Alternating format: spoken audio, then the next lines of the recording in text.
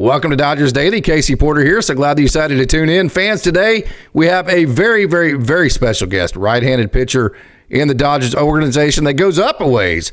Jared Karros joins Dodgers Daily. So, Jared, thank you so much for joining. Yeah, no, thank you for having me. I'm excited to chat about some things with you. Boy, what a great season you had. 2.79 ERA, your whip, walks, and hits per inning, just at 108, and you had 74 strikeouts in 67.2 innings. Wow, what a season. Talk about it. Yeah, no, it was an awesome season. The thing I was most excited about was just kind of the jump from 2023 to 2024. I feel like I made a lot of strides in a lot of areas, so I'm excited to continuing to build off of it, and really looking forward to the 2025 season. So you had to take quite a bit of time. I answered a million different questions off of it. And so I said, hey, if I ever get the wonderful chance to talk to him again, I will have him explain exactly what that situation was. So talk about the time that you had off.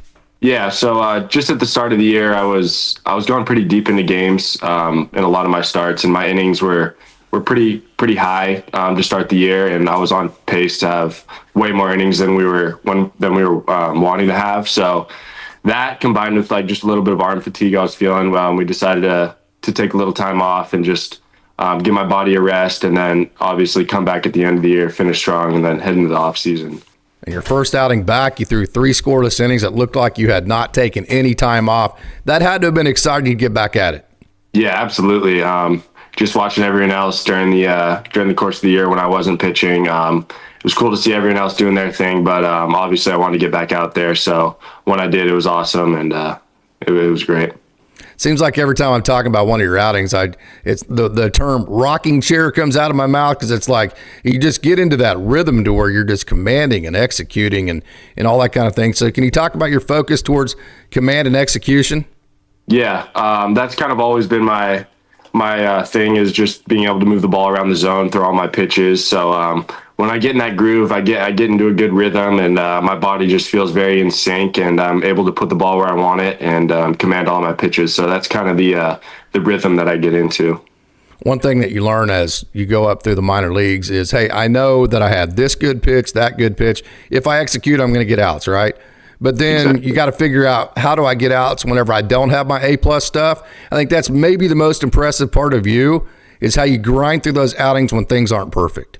Yeah, I think I got to give a lot of credit to what I learned at UCLA, Coach Savage, just kind of learning how to compete with what you have on that given day. You're obviously not always going to have your A stuff, so figuring out what's working and kind of just honing in on that and using that to execute pitches and go after hitters and get outs on those days when you don't really have everything going. So one of the things I hear a lot is that jump from high A to double A is like really difficult, maybe the most difficult one in all the minor leagues. But somehow you made that just look as easy as can possibly be. How'd you do that? I think my first outing up there, I struggled, but I think it was pretty self-induced with just the not having my command. But I would say just kind of continuing to what I was doing in high A, just attacking hitters, throwing all my pitches for strikes, and moving the ball around the zone. I mean, at the end of the day, if you can do that, you're going to get outs no matter where you're at. So that's kind of what I focused on and continued. What jump would you say has been the hardest for you? I would say it was the high A to double A jump. Just the game seems to move a little faster. Guys seem to hit the ball a little harder. You get punished for your mistakes, not as much chase. So I would say that's been the biggest jump that I've seen.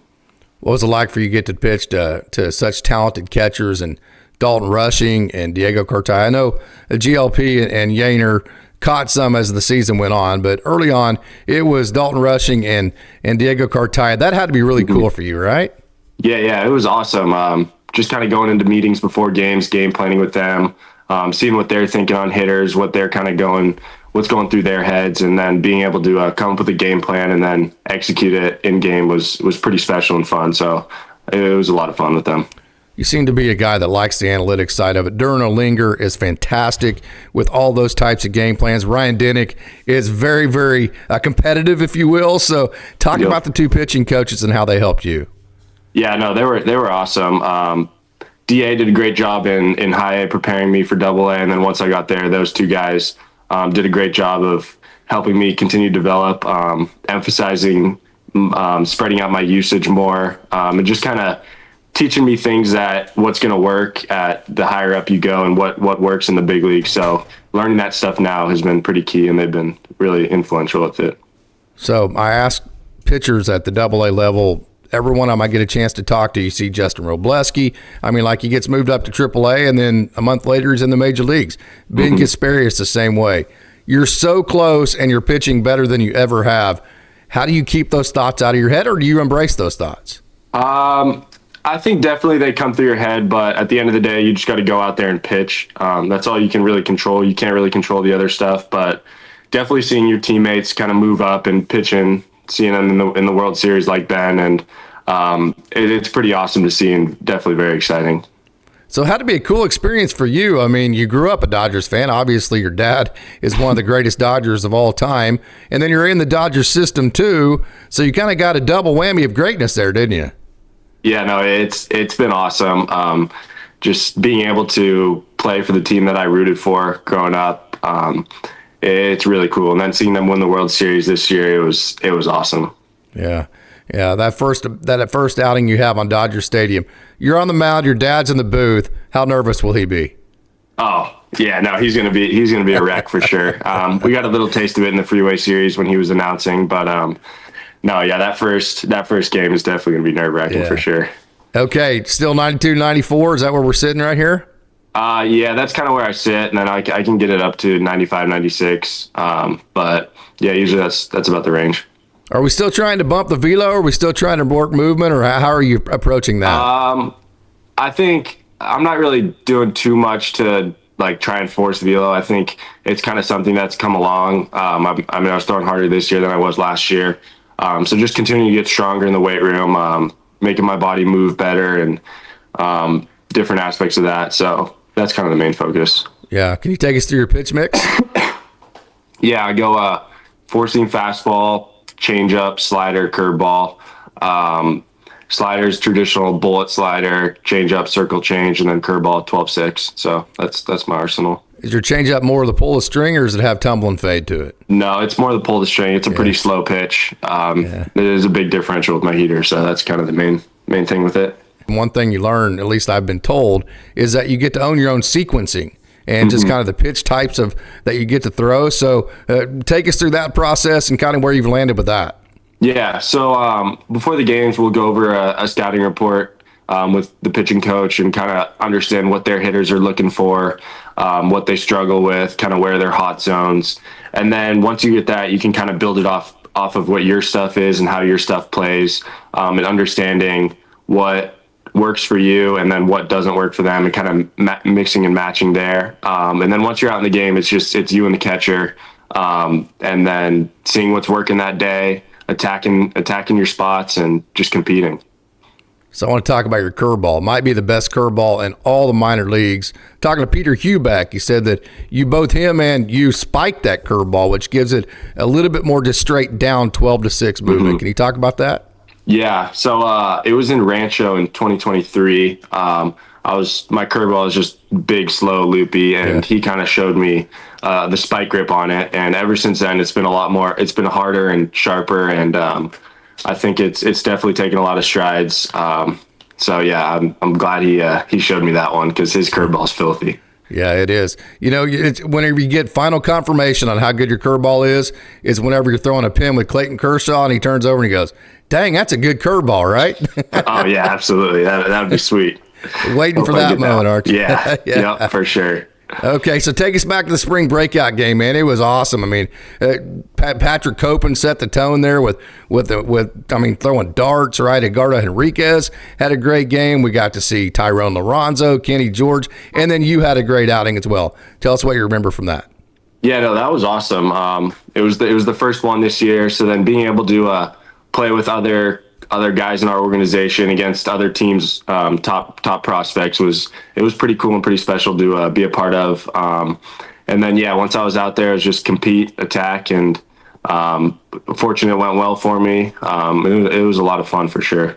Yeah, what's it like? You know, you're on this gigantic. You have these gigantic goals. Like James Altman said, it's like trying to eat an elephant, right? I mean, it's that big of a goal, and like you're in Rancho and you're like, man, I'm so far away from the major leagues, right? And then all of a sudden you just wake up one day and you're just literally one phone call away or a couple of moves. I mean, how does that feel? Yeah, no, it's definitely pretty cool. I know the feeling of, when I first started, I was like, dang, it feels so far away.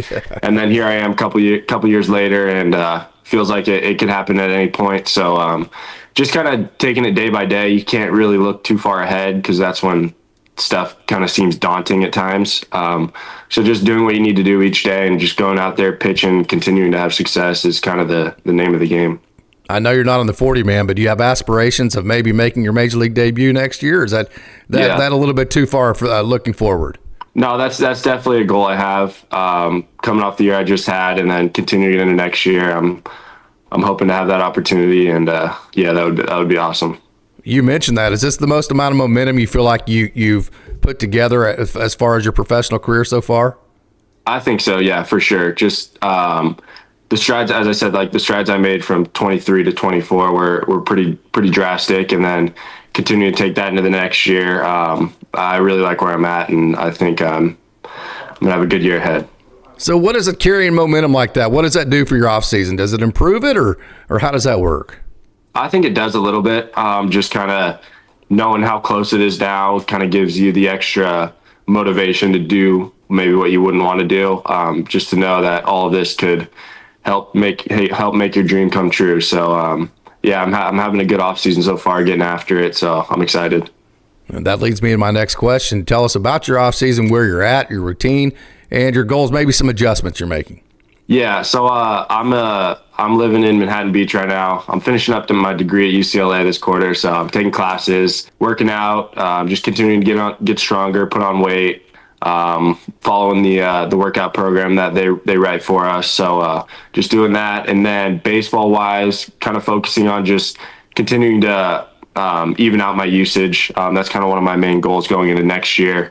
Is just having more of a 4-pitch mix versus at times I was fastball slider heavy this year. So just kind of doing that. So that's where I'm at right now. All right. You ready to answer some fun questions? Let's do it.